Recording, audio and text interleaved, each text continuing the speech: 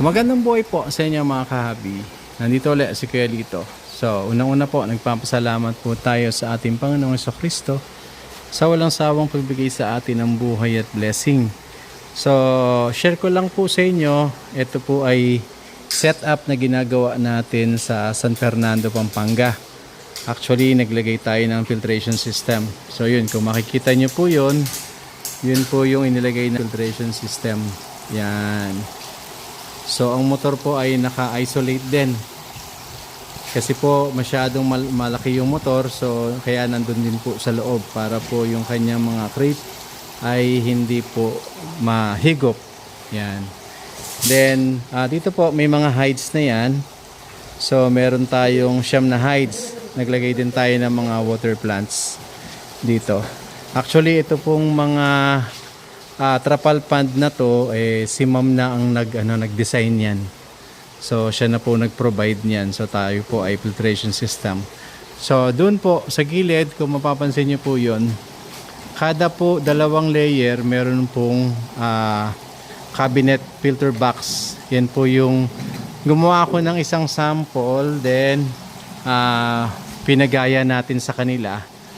Then, mabilis silang maka-hook up, kaya alam nila. So, yung sample na ginawa natin, nagawa nila. Saka po yung overflow. So, gumawa tayo ng isang overflow.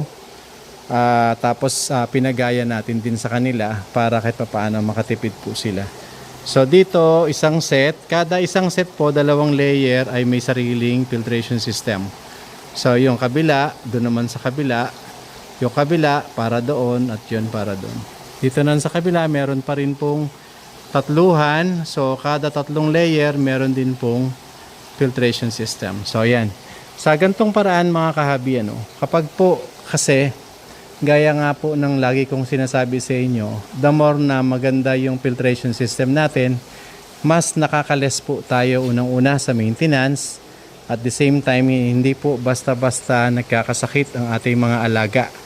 So, dito po, kumbaga, i-maintain na lang natin yung kalinisan. Yan po. So, mas matagal ang tubig pag maganda po ang filter. Yan. So, hindi tayo basta palit ng tubig po. Pag malaki po yung ating media, yung filtration system na tinatawag. Yan. So, dito, meron pa tayong isang ginagawa ngayon. Yan po. So, dalawang malaki sa gitna at halos sa gilid, isang set, dalawa, tatlo, apat, lima,